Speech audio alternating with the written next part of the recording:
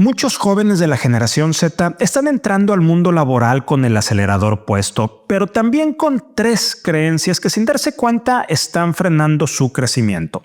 Hoy quiero poner la lupa en una generación que está marcando el presente, pero sobre todo el futuro del trabajo, es decir, esta generación Z, que son las personas nacidas entre mediados de la década de 1990 y principios del año 2010, quienes hoy tienen entre 15 y 30 años de edad. Jóvenes talentosos, llenos de ambición, pero que también cargan con creencias que pueden estar saboteando su propio crecimiento profesional. De acuerdo con un estudio reciente de la empresa Career Growth, hay tres ideas recurrentes que están frenando a muchos de ellos. Vamos a ver cada una de ellas. La primera es pensar que tener un jefe más joven resulta incómodo, incluso cringe, como lo llaman ellos. Sin embargo, en estructuras planas y ágiles es común que el liderazgo recaiga en personas jóvenes. Resistirse a ello no solo limita la capacidad de adaptación, sino que también puede cerrar puertas al propio desarrollo.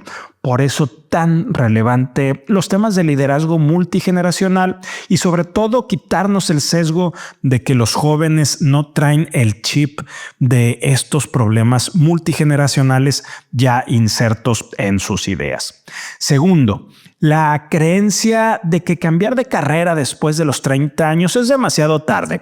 Un mito que, según este propio estudio, comparte el 27% de los encuestados. Paradójicamente, esta visión rígida puede atrapar a jóvenes en empleos de alto riesgo frente a la automatización, cuando en realidad la movilidad laboral suele ser una estrategia rentable. Quienes cambian de puesto con frecuencia obtienen aumentos salariales promedio de 7% en cada movimiento. La tercera, la presión, el tener esta presión de alcanzar un salario de 6 cifras antes de los 35 años. Casi la mitad de los integrantes de la generación Z encuestados persigue este objetivo, muchas veces sin tomar en cuenta la geografía, el costo de vida o la salud financiera integral. Esta carrera contrarreloj de tener estas cantidades de ingresos económicos conducen al desgaste, a la inflación de estilo de vida, pero también a saltos impulsivos de un empleo a otro. Pese a todos estos bloqueos o sesgos mentales, el mismo estudio revela un dato esperanzador. 73% de la generación Z sigue convencida de que lo mejor de su carrera aún está por venir. La clave, como señala este estudio, es replantear expectativas y recordar que lo que realmente envejece en el mundo laboral no son los años, sino la falta de flexibilidad.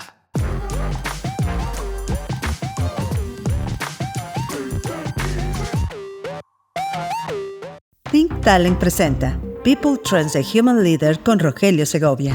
Te damos la bienvenida a este espacio en el cual analizaremos los aspectos más relevantes del mundo empresarial, del talento y las tendencias del mercado, así como el impacto que tienen en el presente y futuro de las personas. Gracias por acompañarnos. Bienvenidos a People Trends, un espacio que explora los aspectos más relevantes del talento y del trabajo. Hoy es martes 2 de septiembre, yo soy Rogelio Segovia, gracias por estar aquí.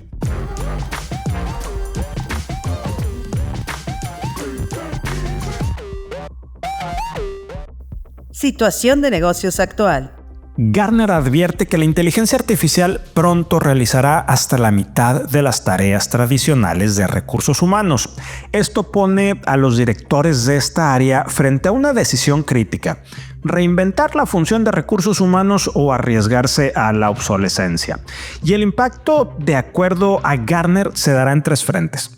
Primero, los agentes de inteligencia artificial absorberán gran parte de las operaciones básicas, obligando a que estas áreas se conviertan en un verdadero centro digital de soluciones. Segundo, los business partners apoyados por la inteligencia artificial deberán enfocarse en el consejo estratégico y en el acompañamiento a la alta dirección.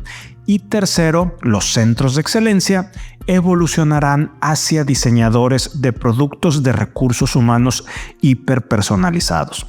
La conclusión de Gartner es lo que hemos estado comentando mucho en este espacio. El futuro de la función no será administrar procesos, sino diseñar experiencias de talento potenciados por inteligencia artificial. Google eliminó 35% de sus gerentes que supervisaban equipos de menos de 3 personas, esto en un esfuerzo por reducir la burocracia y hacer más ágil a la organización. Muchas de estas personas, de estos gerentes, permanecen en Google, pero ahora como colaboradores individuales. Esta medida se suma a recortes de 2023, programas de salida voluntaria y contrataciones más lentas. Pese al impacto en la moral interna que todo esto ha generado, Google mantiene un desempeño financiero sólido.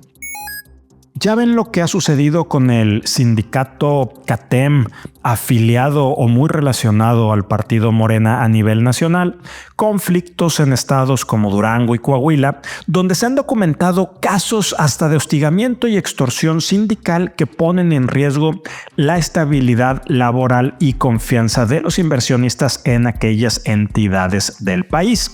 Frente a este panorama, la Coparmex Nuevo León emitió un comunicado en respaldo al secretario del Trabajo estatal, subrayando la importancia de preservar la paz laboral y sobre todo denunciar cualquier intento de presión indebida.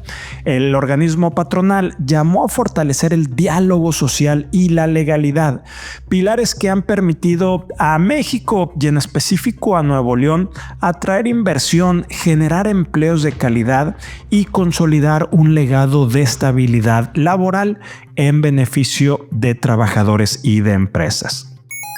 BlackRock, el fondo de gestor de inversiones más grande del mundo, asegura que América Latina tiene lo que se necesita para aprovechar el auge de la inteligencia artificial. Va desde minerales críticos, acero, aluminio y cobre, todo esto que sostiene a la nueva economía digital. Además, de acuerdo con BlackRock, la región gana terreno con el nearshoring y las tensiones comerciales con China. Finaliza diciendo esta empresa que con valuaciones atractivas y flujos globales, los mercados latinoamericanos viven uno de sus mejores momentos en dólares en 2025. Economía.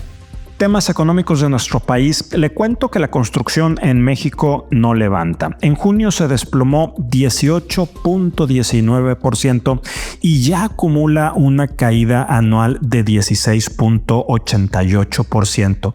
Estos son 18 meses de retrocesos con un golpe histórico en el sector público.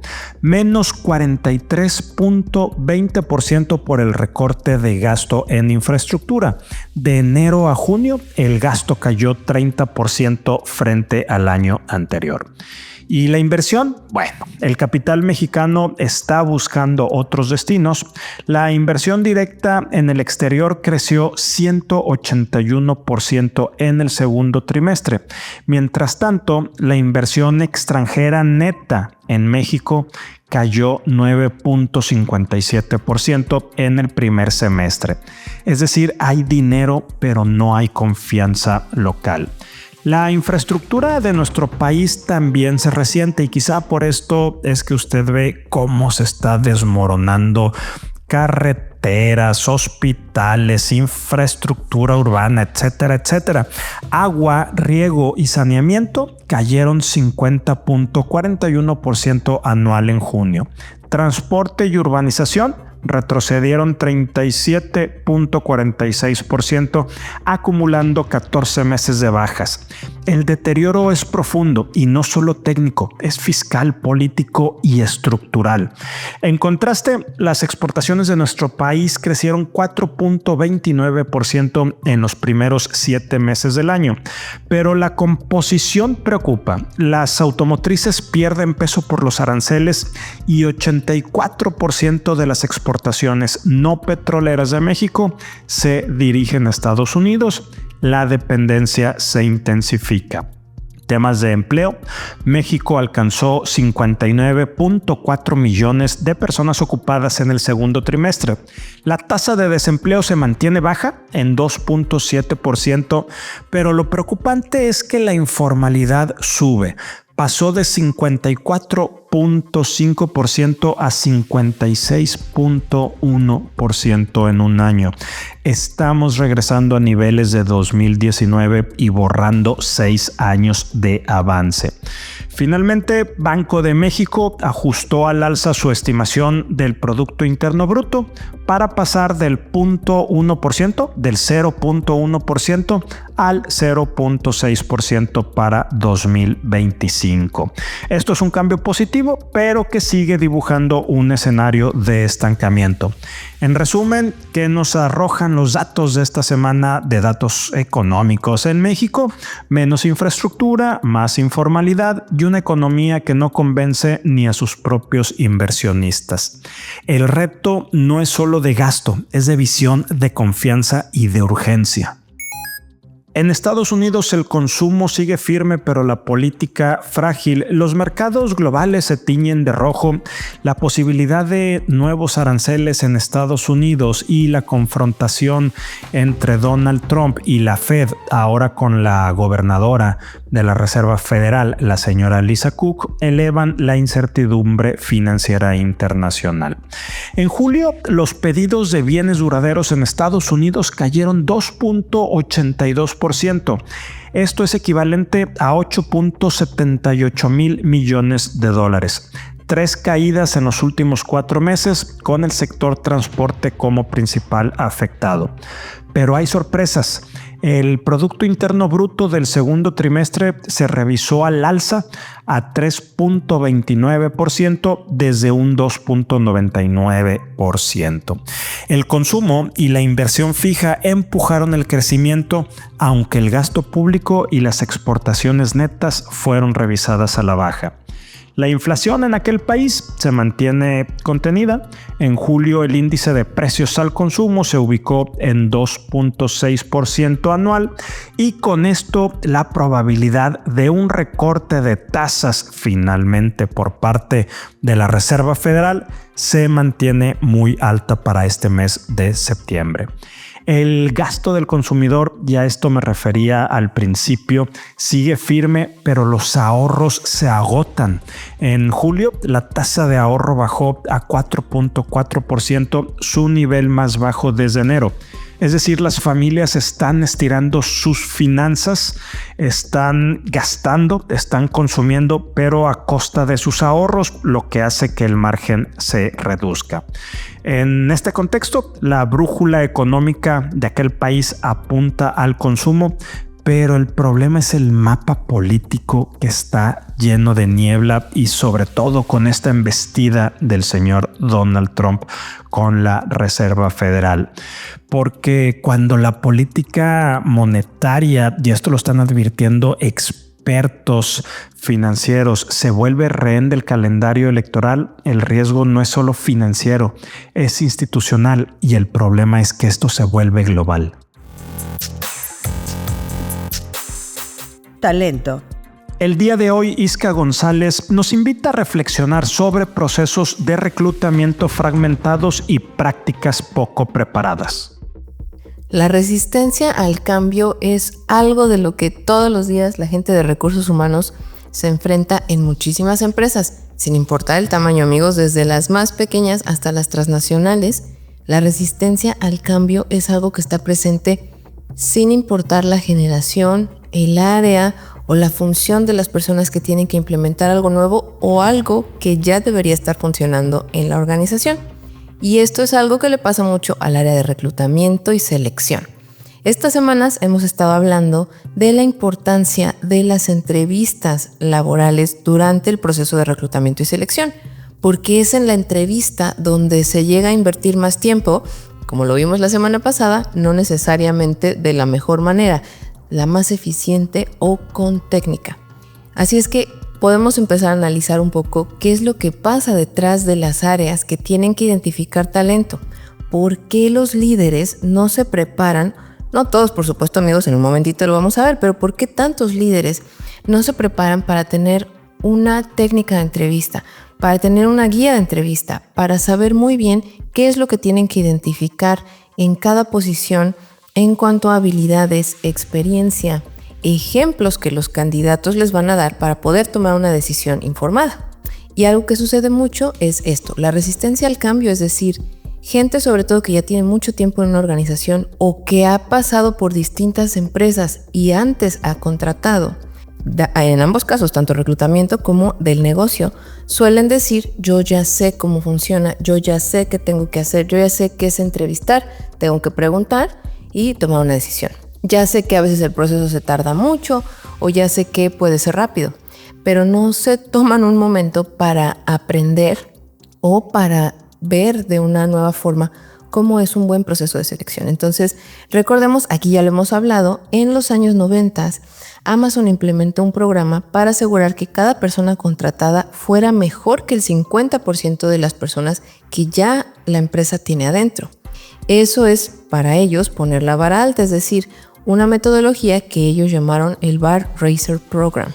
La clave de ese programa es que para tomar una decisión de contratación no es solo reclutamiento, recursos humanos y el jefe del puesto. Hay alguien más de la organización que se involucra. Gente que conoce cómo funciona la empresa, qué es lo que les ha traído éxito. Y la clave aquí es, no hay resistencia al cambio y trabajan como equipo, amigos. Algo que sucede mucho, y seguiremos hablando de esto, por supuesto, es todavía en muchas empresas se ve la responsabilidad de atraer al talento como únicamente de reclutamiento y selección o de recursos humanos. Y se trabaja en silos. Reclutamiento me pasa candidatos, a mí que soy el área que contrata, y yo veo cómo le hago. ¿Por qué hay tantos líderes todavía que se resisten a cambiar, a entrevistar bien, a tener una técnica, a participar junto con recursos humanos? ¿Y por qué recursos humanos y reclutamiento siguen permitiendo que esto suceda, cuando además saben que el trabajar en conjunto podría dar un mejor resultado? Las métricas, lo veíamos la semana pasada, forman parte importante de esto para poder tomar una decisión. Hoy la reflexión es esa. ¿Qué es lo que está pasando en las organizaciones? Pensemos, ¿por qué se pierde el tiempo en las entrevistas? ¿Por qué no hay una técnica? ¿Por qué se sigue trabajando en silos? ¿Y por qué se sigue pensando entonces que el reclutamiento es algo fácil, es algo que no se tiene que trabajar, entrenar? Ya veremos después qué es lo que están haciendo las empresas hoy que no trabajan en silos y que tienen procesos ágiles de reclutamiento y selección. Ahora escuchemos a Ginny Dorado, quien reflexiona sobre la autogestión como la competencia que define a los verdaderos altos potenciales en las organizaciones. En mis últimas participaciones en People Trends he hablado de dos temas que hoy son prioritarios en las organizaciones. Por un lado, el mapeo de identificación de talento clave y por otro, el reto de reconocer al talento de alto potencial. Dos conversaciones que nos dejan claro que identificar es solo el primer paso. Lo que realmente marca la diferencia es cómo desarrollamos ese talento. Y justo ahí entra la autogestión. ¿Alguna vez te has preguntado si eres un alto potencial? Seguro sí. Cuando pienso en autogestión, lo primero que me viene a la mente es la palabra accountability. Autonomía, libertad, pero sobre todo responsabilidad. Muchas veces asociamos la autogestión con sentirnos solos, sin apoyo del líder o de la empresa. Pero en realidad es lo contrario, tiene que ver con conocernos, valorarnos y asumir nuestros resultados. Hace apenas unas décadas, lo normal era trabajar bajo el modelo taylorista, es decir, ejecutar instrucciones sin cuestionar. Hoy la autogestión es un derecho y también una habilidad clave. Significa liderarnos para integrar nuestra vida personal y profesional, logrando los resultados esperados. Claro, no es fácil. Tenemos que cuidar 3 dimensiones: nuestra parte cognitiva, emocional y corporal. Y poner atención en las siguientes 5 áreas. Área 1, nuestra carrera profesional, porque no es solo cumplir tareas, es lograr objetivos de desempeño. 2, nuestra vida personal, porque el trabajo híbrido y las tecnologías nos hacen estar disponibles todo el tiempo y olvidarnos de lo que importa fuera del trabajo. 3, relaciones estratégicas o bien llamado networking. Esas redes y comunidades que nos ayudan a cumplir nuestros objetivos, pero también nos enriquecen y nos retan. 4, bienestar. Desde dormir bien hasta hacer ejercicio y comer sano y claro, tener desfogues como nuestros hobbies. Y 5, desarrollo personal, porque el aprendizaje nunca se detiene. Recuerda que para el 2030, el 44% de las competencias actuales habrán cambiado. ¿Ya tienes tu plan de desarrollo a 3 años? Al final, la autogestión es la habilidad que distingue a quienes son consideradas alto potencial en las organizaciones. Personas que no solo cumplen, sino que lideran su propio plan de vida y carrera y gestionan el desarrollo de sus equipos. Y entonces, te dejo esta pregunta. ¿Tú eres alto potencial? Cultura. Shakespeare acuñó el término cambio de mar para referirse a una transformación mágica, pero ahora es el lugar de trabajo el que se está transformando tanto en cuestiones de personas, del trabajo en sí, pero también de la estrategia y el valor que se entrega al cliente. Y en el debate sobre quién debería liderar la transformación empresarial, que tiene ya muchos años siendo un tópico muy relevante, no quiero decir de moda, muy relevante, pero que últimamente ha entrado en un tema especial por estos grandes cambios, insisto, tecnológicos, de personas, de forma de pensar. La gran pregunta es: ¿quién debe liderar esta transformación empresarial? Y las respuestas son tan variadas como las organizaciones mismas.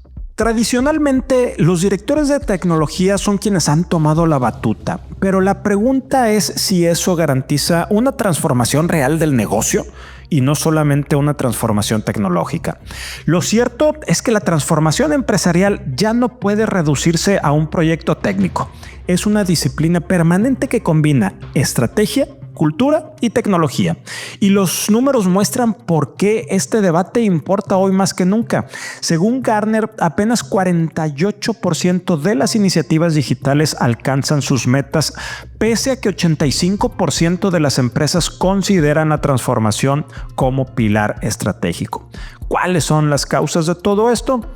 Una mezcla de factores: gestión deficiente del cambio, decisiones poco sustentadas en datos y escasez de talento, pero sobre todo un liderazgo mal enfocado.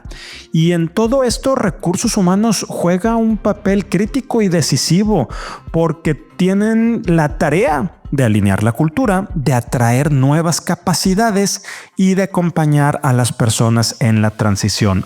Todo esto es tan crítico como desplegar la tecnología.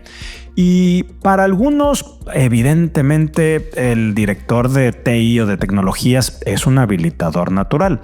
Su capacidad de orquestar procesos complejos y trabajar transversalmente lo coloca en una posición privilegiada. Pero otros defienden la figura de un director de transformación como tal en las organizaciones. Alguien que tenga una visión transversal, pero también una dependencia directa con el director general de la organización, para evitar que la transformación quede sesgada a un área, ya sea esta de tecnología, de finanzas o de operaciones. En cualquier caso, no existe una fórmula única. Lo esencial es contar con un liderazgo capaz de derribar silos, integrar capacidades, pero también de mantener el enfoque en el cliente. Y de todo esto, la lección es doble. La transformación necesita un liderazgo compartido y al mismo tiempo valentía para experimentar. El director de tecnología puede ser el copiloto, el director de transformación un catalizador y el CEO o director general el visionario. Recursos humanos es el guardián de la cultura y de las personas, porque el cambio nunca es de uno solo. Que no se nos escape.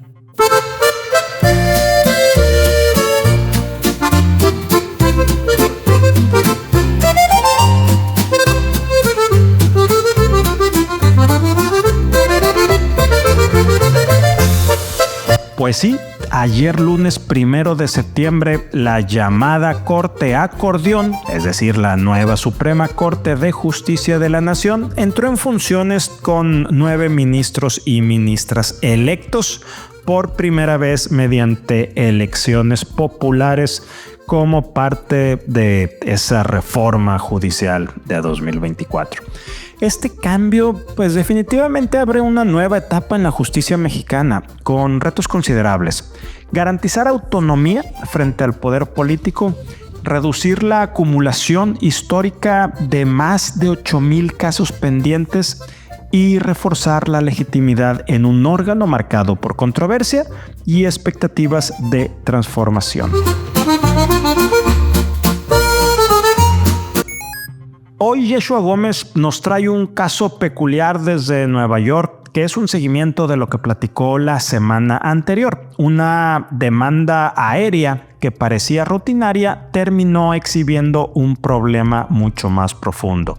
Cómo la tecnología, la inteligencia artificial mal utilizada, puede poner en jaque la confianza en la justicia. Hoy vamos a hablar de un caso que tiene relación con lo que platicamos la semana pasada con respecto al uso de la inteligencia artificial y que está dando la vuelta al mundo jurídico.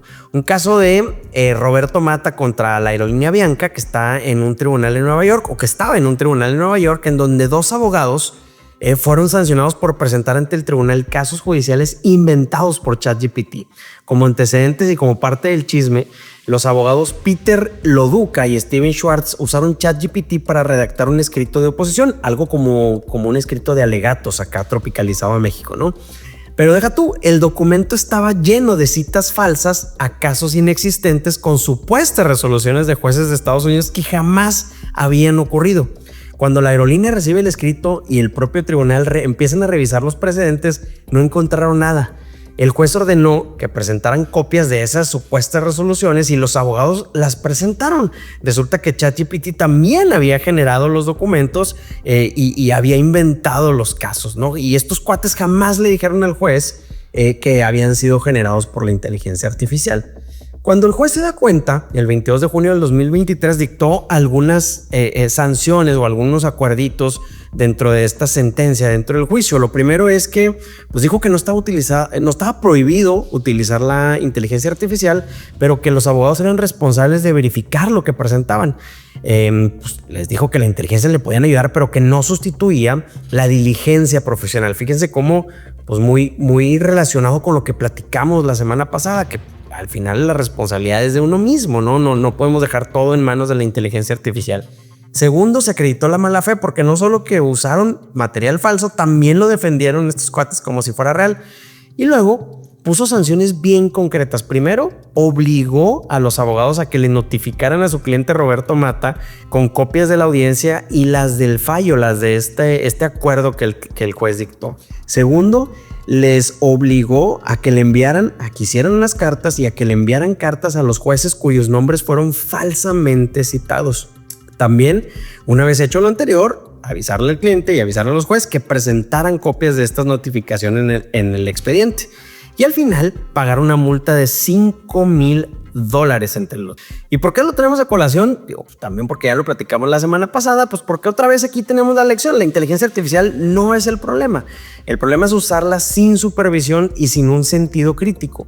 En el mundo legal, laboral y empresarial, el riesgo es el mismo: confiar ciegamente en un algoritmo sin validar y sin filtrar. Y ojo, aunque en México todavía no tenemos casos tan mediáticos, la neta es que yo creo que ya estamos próximos a escuchar algo, ¿no? Las herramientas de inteligencia artificial ya se usan para revisar contratos, para generar políticas o incluso para evaluar perfiles de candidatos. Pero reiteramos, si no hay un filtro, si no hay un criterio humano, podemos caer en errores graves y esto va a traer consecuencias legales. Nos escuchamos la próxima semana en el People Trends. Gracias por acompañarnos en el episodio número 93 de este martes 2 de septiembre de People Trends. En poco menos de 30 minutos ya estamos informados de los temas más relevantes del talento y del trabajo y su impacto en el presente y futuro de las personas.